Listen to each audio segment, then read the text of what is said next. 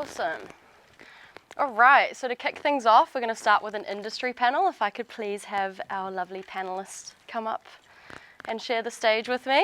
Welcome, welcome. All right, maybe if we go down the line and we'll introduce ourselves one by one and who we are and where we come from and what our role is here tonight. Okay, cool. Good evening. Heads up. I'm Kokeli Tokoiwa. I'm Kelly Feng. I'm the CEO of Asian Family Services. We are a national provider for Asian mental health, well-being, gambling harm, suicide prevention, you name it, parenting, young people's mental health as well, public health. So I'll probably stop there and pass the mic. Hi everyone, I'm Carmel. I'm from MusicHelps and also repping for my colleague who has come down with an illness, Anna, from Soundcheck Aotearoa. We work very much in combination with each other. MusicHelps is a music industry-based wellbeing service, 24-hour helpline, counselling service and a benevolent fund.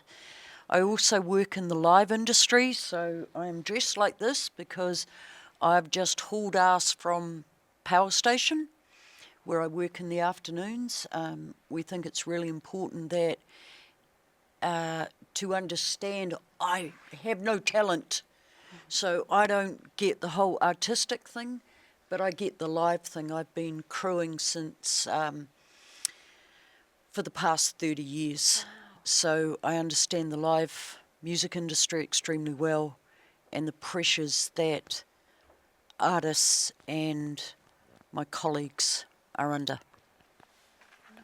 Thank you. That makes two of us. I have no talent too. Oh. Hi everyone. My name is Eva. I'm the co-founder of Wellbeing Charitable Trust. We are a very small trust that works on family violence prevention, teenagers' mental health, teenagers' suicide prevention. Everything goes around, depends on the age of my kids. The reason I say I have no talent is I tried to play guitar at the age of 16, 17. And I did the same. Bloody terrible. I know. My dad had to come and say, stop it. But it's not the talent that bring me to the music. It was the peer support, the connections was the same age people that even just sit there watching them play guitar. It's a very healing space for me. Yeah. Thank you for having me today. Cool. Thank you. Kia ora, aiboan. My name is Kaviesha. I am representing Mixit today. Mixit is a charitable trust, a non-profit organization that support young people from former refugee migrant background, and we use creativity. So we use dance, drama, music, spoken word poetry to give them a sense of it's a place that they feel belong. It's a place that they come together to meet young people from different backgrounds and have a connection in terms of the experiences that they've gone through in life to moving to New Zealand. It's a place through creativity and the sessions that we have that they gain soft skills, that they gain communication skills, leadership skills. We've got a leadership program, youth leadership program. So certain individuals get invited to be part of the program where they can get mentoring, they get more further leadership skills to run games in the session, so that can be added into their CVs when they apply for jobs or applying for university or scholarships. So me, I've been part of Mixit since I was a teenager, since I moved to New Zealand from Sri Lanka in 2010, and I joined Mixit in 2012, and I've been a youth leader, been on the board, been a youth alumni, and now I'm the outreach leader at Mixit and being the alumni squad leader. So we go to other parts of New Zealand where there's resettlement centres to run workshops. We go to Mangere Refugee Centre when the families who come through the refugee quota get settled in resettlement centre first. So we go and run workshops there. Wonderful, yeah. Thank you all so much for introducing. And can we have a round of applause, please, for our panellists tonight? Thank you. Just hold on to that. And how awesome as well that, as a panel of mana wahine who have all been very, intrinsically a part of the communities that you support and, the visions that you support as well within your mahi. So that's awesome. Let's kick into the questions. First question, what challenges do public sector services face in effectively supporting Asian youth in Aotearoa? I guess we'll start with you, darling. Thank you. That's probably my bread and butter. So one of my biggest job as a CEO of doing this is advocate for our Asian New Zealanders, which covers all age, including youth. So we have our very first Minister of Mental Health. So one of my, challenge is to make sure that in the strategy, our Asian/young people are in the strategy. Because one of the challenges I felt like for particular young people in New Zealand, it could be 1.5 generation, could be second generation, you guys speak perfect English. But the challenge when it comes to mental health and well-being, it's the culture. It's the culture that the mainstream service do not understand where you come from and the challenge you're facing. And they might not be able to provide that more therapeutic, clinical intervention at the very effective way. I think that's a challenge. And the other ones from the research. So we have done quite a number of research in the past 6 years in our AFS website. You could find them if you want to read more detail. But one of the highlight would be the stigma and shame. Although sometimes I think young people start talking about it, but it's still in the very surface level. And so you really don't really know some of the details. You're talking about the challenge, and then you kind of still wait until the last minutes to get help. So those are the really two of the major challenges as well. And the other one, I always say it in the radio interview as well, is lack of culturally appropriate services. Yeah. That's the biggest things that we're fighting for. And the other one I would probably say, there's a lot of young people here. It's also in New Zealand. Our young people are not doing so well for the suicide rates as well. So again, that's the biggest mahi that AFS are doing. We are currently the only kind of funded Asian NGO are doing that kind of mahi, the work. And we know it's like even, we started 2 years ago. It's still, never enough. So that's to keep going, keep the conversation, and that's kind of a full major, some of the area I would say. Yeah, absolutely. I was just to riff off of what you're saying as well, because myself growing up as a first generation Asian youth in New Zealand, that what you said about culturally appropriate, sort of ways of dealing with people, right? It's when you've got family systems who don't believe in mental health because of where they've come from. And, I suffered from that with my mother quite a lot. As a young person, I was like, I'm not feeling great.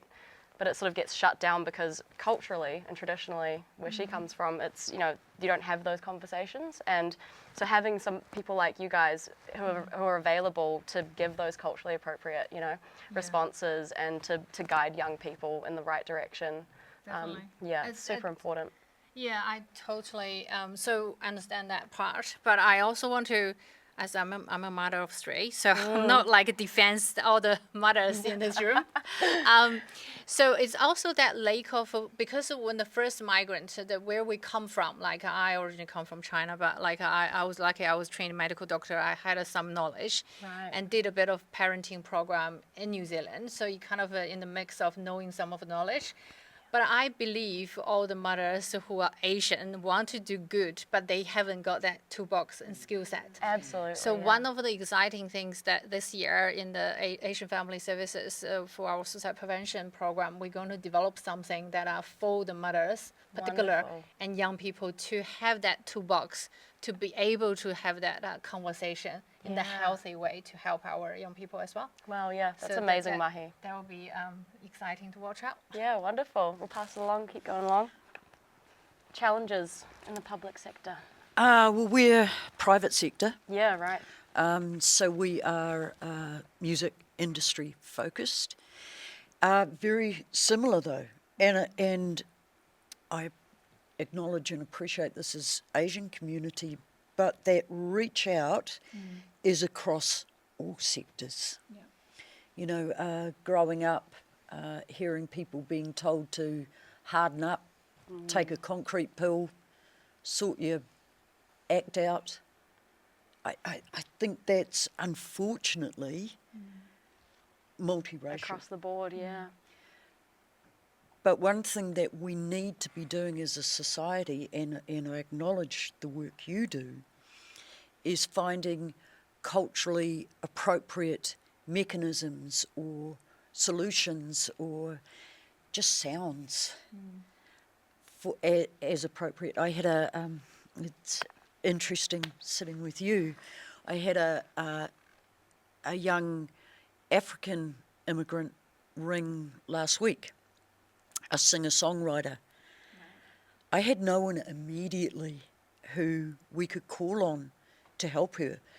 Writer's block, anxiety, why the hell am I doing this? She's exceptionally talented. But we were able to find her, sorry, I have to be careful because of confidentiality, so excuse me while I choose my words. We found her someone within her own community who is a trained counsellor and can assist her. And I think if anyone is looking at using MusicHelps, please be aware that I am extremely, extremely conscious that we can only heal if we have the right tools. Yeah, absolutely. Yeah. So, challenge, finding enough people who have those tools across multi-generational, multicultural, and multi-economic as well. How we work with, I came from an area called Porirua in Wellington. Weren't many Lamborghinis in my neighbourhood, I can assure you. So it's important, those three things, to get that balance. The challenges? Yeah. I was here as international students, so no family support, no connections, no. In saying that, we have a very good system at school, and the teachers support international students. I think the challenges for the young people is that whether you get enough peer support at your age and whether your parents are open for the conversation. I'm lucky in the way that I work in the space.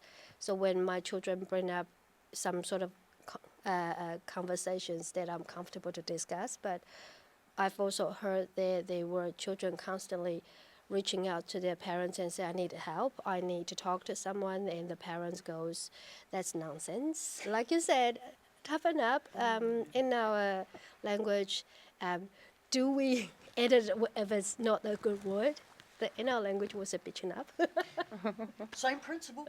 yeah. So, but then sometimes it doesn't help, and when the parents realize they should have done something, it's already been too late. Yeah, right. So, and also because of our culture, our traditions, that music is not the top priority. No. And Get a real job? Yeah.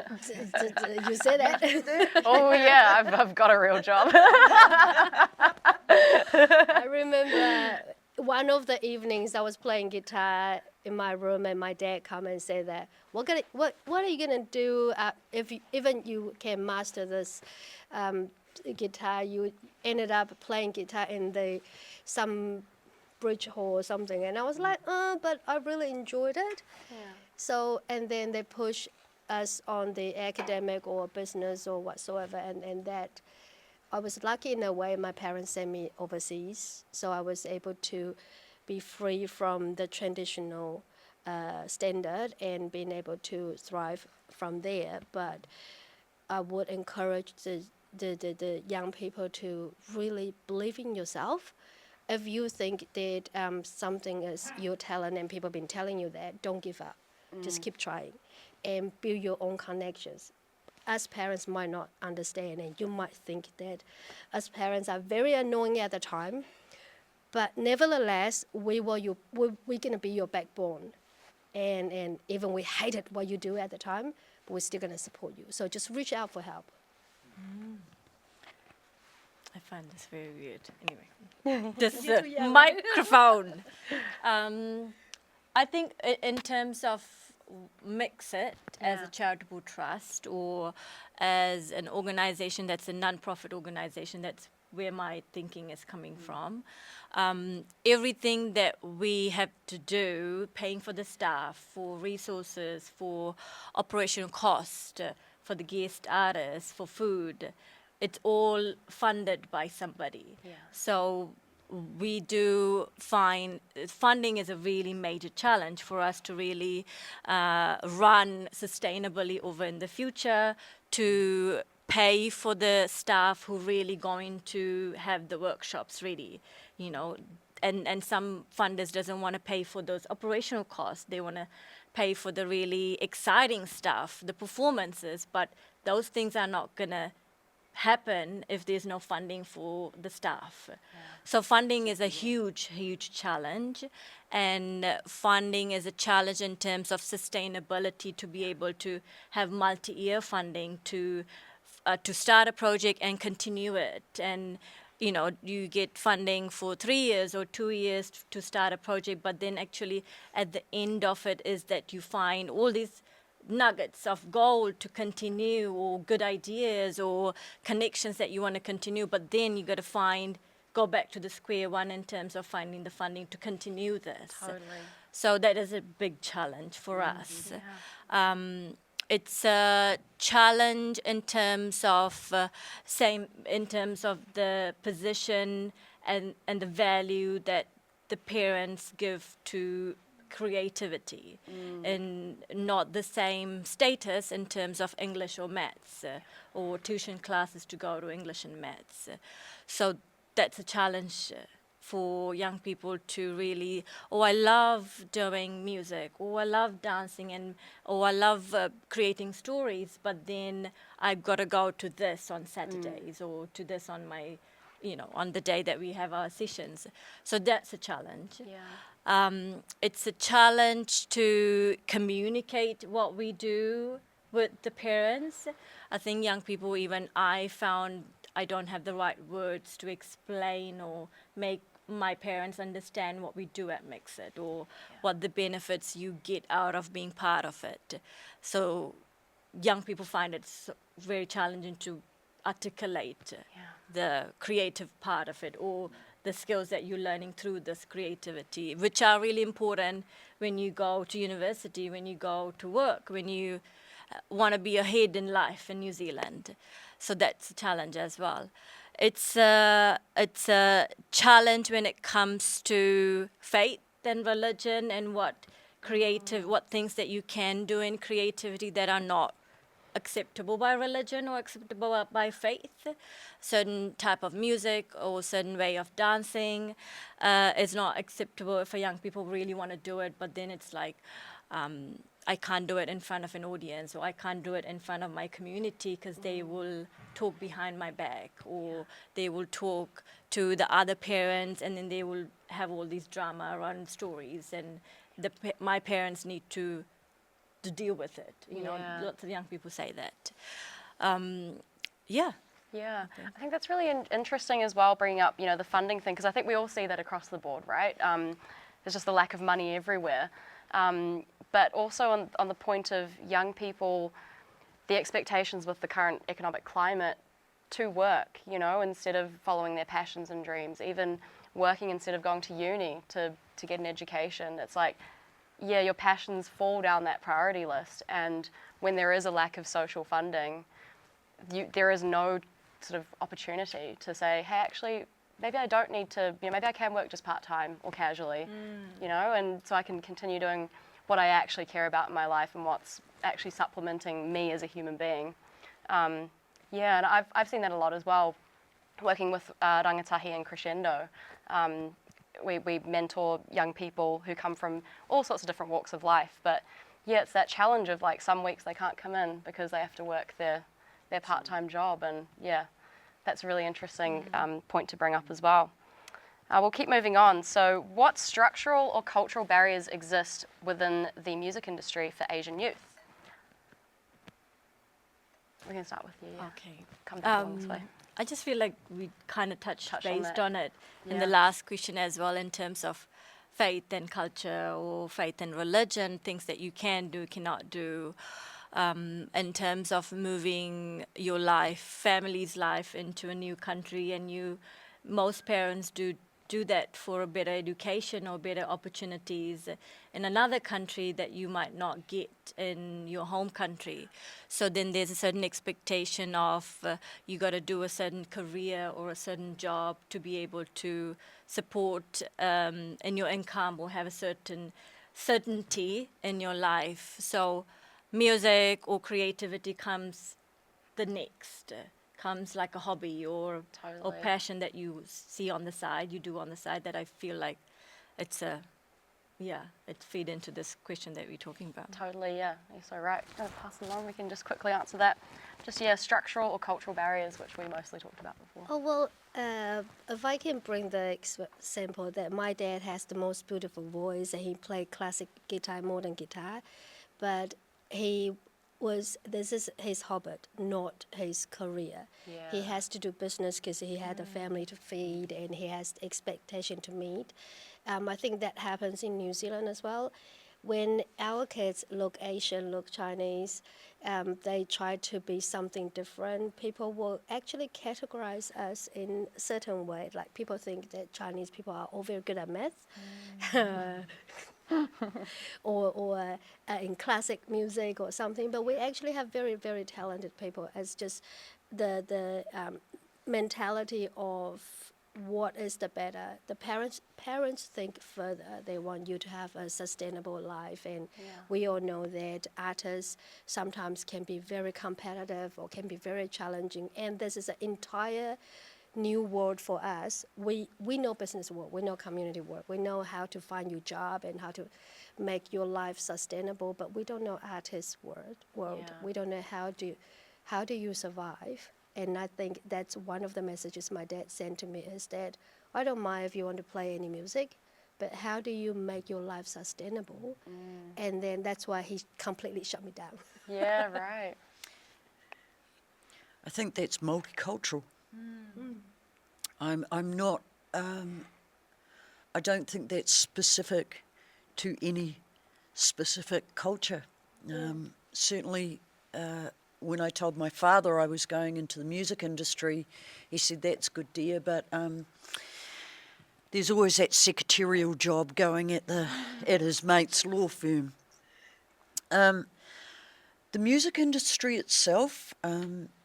From the old woman who's been in the industry for 30 years, I've seen some massive changes in the way the organisations are trying to be more encompassing. I am very grateful to APRA AMCOS, for instance, who...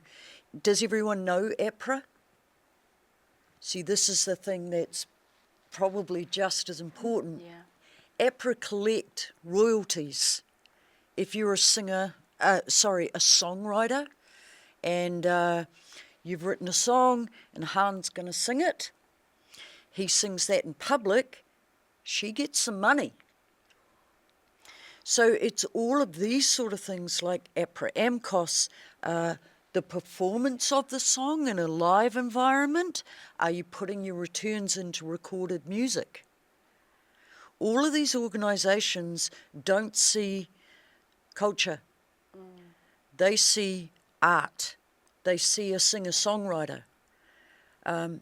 Joining up with people like the Music Managers Forum, they have some incredible mentors that can help across all aspects, business, marketing, well-being. So there is a change happening, and has been for pre-COVID, to be honest.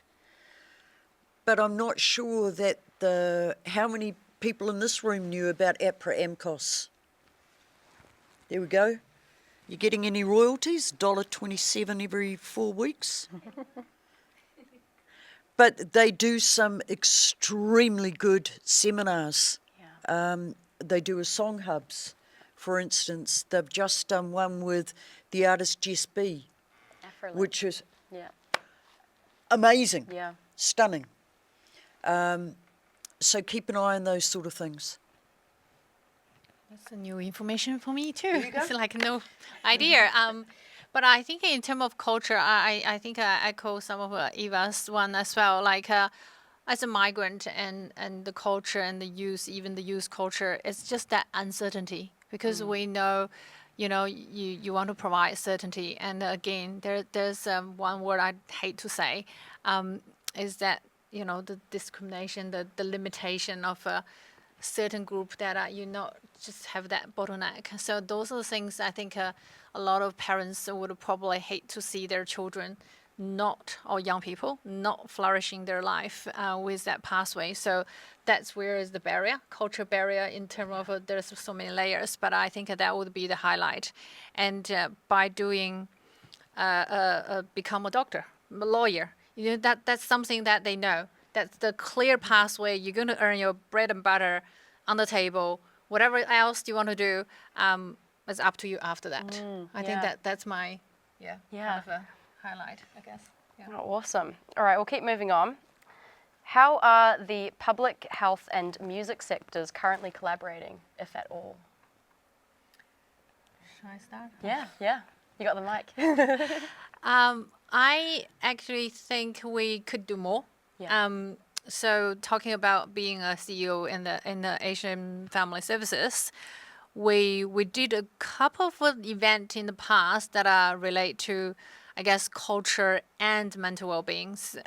In must be 5-6 years ago, we did an Asian Culture Day, for example. We encourage people to wear their traditional dress and take a photo. We got a photographer, we got performance, and we talk about mental well-being.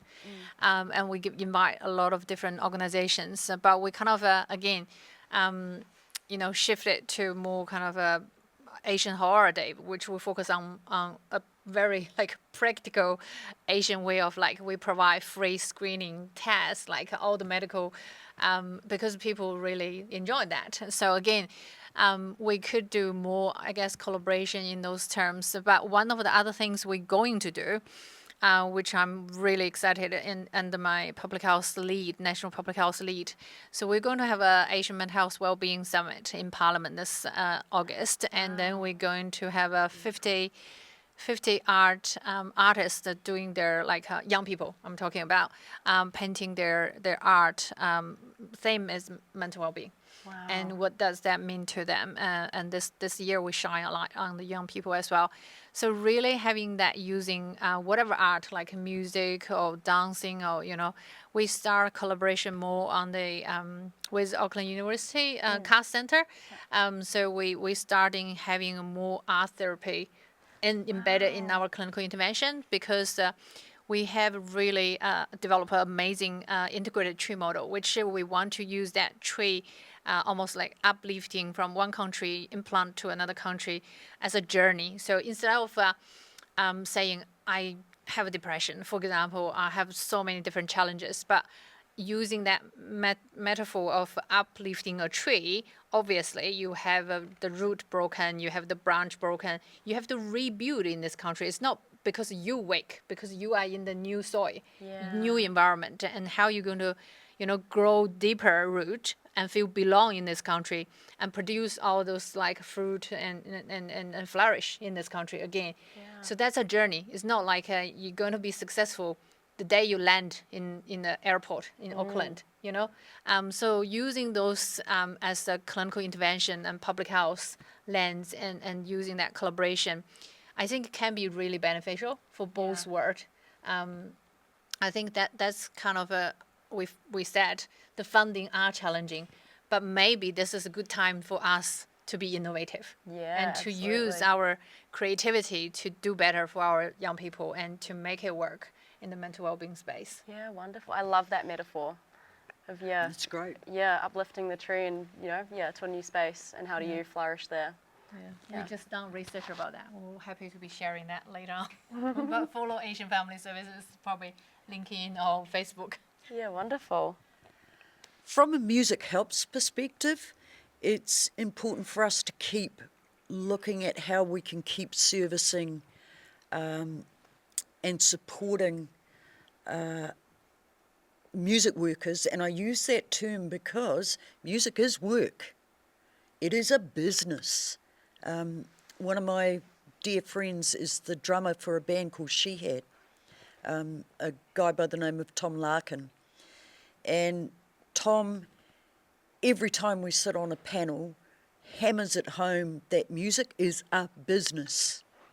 Hence, you need to be with APRA, you need to be with recorded music, you need to have a lawyer look over contracts, all of that stuff. Now, because we're a business, but we're not a corporate business, we don't have a wellbeing service, you know, an HR department. The HR department is also the general manager, the tea maker, the content maker, everything. So from a MusicHelps perspective, it's a matter of being able to talk to you all. What do you need? We have, I'm pretty sure it's still there, we have your details on our website. Oh, great. Because we appreciate that from a family perspective, you're a better fit than we are. And sometimes you have to, you know, man up and go, I don't know what I'm doing in this space. Yeah. Find someone who does. I don't know how to change a tyre. I find someone who can do that for me. I don't know how to get dental work done, you know, pull a filling. So from a MusicHelps perspective, it's finding the right fit for the right person. Yeah, and that so reflects how musicians work, you know, in their practice as well. Is Correct. We have to collaborate. We have to sometimes let go of things that, you know, maybe we're not 100% on and give that role over to somebody else, you know, and yeah, it's the exact Maybe same I kind of shouldn't thing. be playing keys on this song. Totally. I should get someone else in. Yeah, you know? absolutely. It's just like it's that. very much like that. I would like to think this is the start of a collaboration. Yeah, absolutely.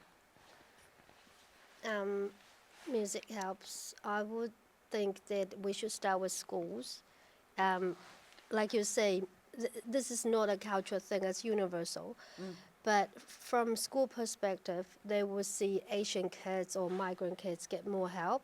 So less support from the school space to encourage the talented students to build their passion. They will put them in academic pathway because that's Right. what the parents want for. And how do we support our young people as that you guys need to have more of this panel, that more discussions, more conversations. I'm sure that this is going to be so encouraging for our young people to reflect, because second generations, they're so clever. They manage between languages, they live in two worlds, and they inherit the culture we have and pick up the new lifestyle in New Zealand.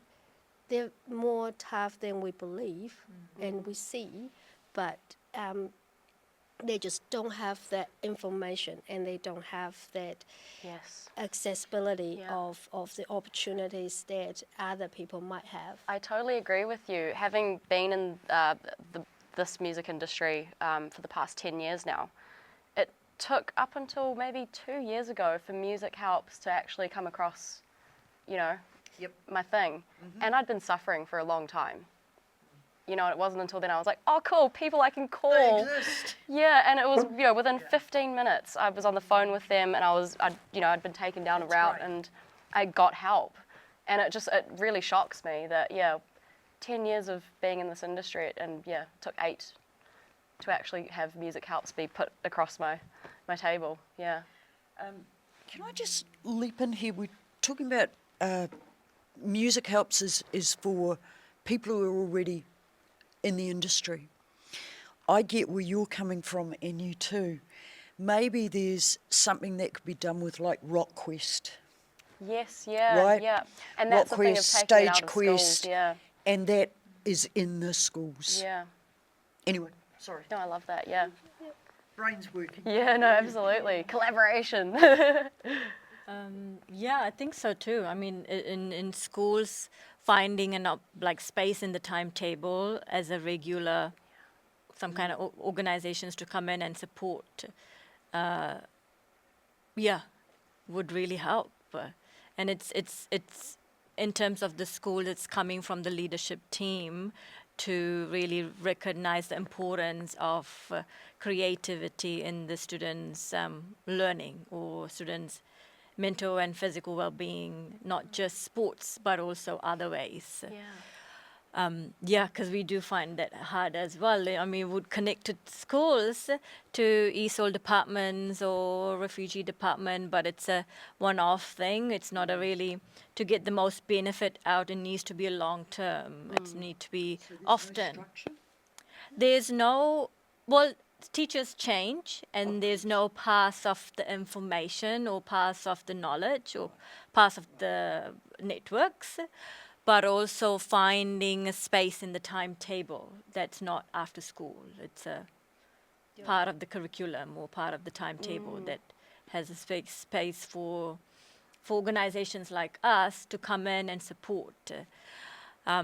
We find that as a gap. Can I just quickly share one thing, which Yeah. is good news as well? It's great you talk about school. So in New Zealand, so we currently deliver a name called Kiraki, which is the child youth mental health services in school. Exactly what you just talked about.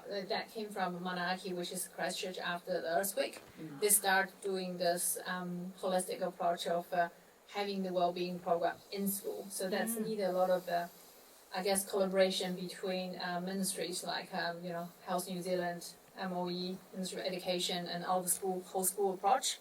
So currently, Romy, who is the leader of Kiraki, are doing delivery services programs for children, and they are using that kind of model. I'll just talk about all the other things that are blended into the program and talking about mental well-being. But again, that funding is like it's limited with time, but hopefully that could be sustainable and scale up for the whole nation, and that'll be, I guess, wonderful time to come. Yeah. Oh, wicked. Well, we're nearing the end of this industry panel. I thought to wrap it up maybe, because, you're all either migrants or mothers or within the music industry, maybe something you'd tell your younger self, having learnt what you've learnt now. Okay. I think there's a lot, but if I could find one top thing, would be to grab those opportunities that would make my voice be heard. And whether it's a terrible idea, whether it's a question, whether it's an inquiry, to really put it from here to out and let other people hear, let myself hear my voice, and let other people hear that I've got something to say. I learned that with lots of anxiety, with lots of, I think, trial and error, that I could have told myself, actually, it's okay to take the opportunities and grab it quite fast. Yeah. Wonderful. I would say be courageous.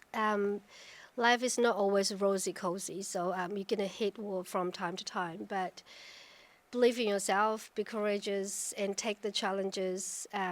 Your parents probably don't like what you're doing now, but one day they will understand your passion behind it, and make friends, make connections. That's where connections, information really helps. Yeah.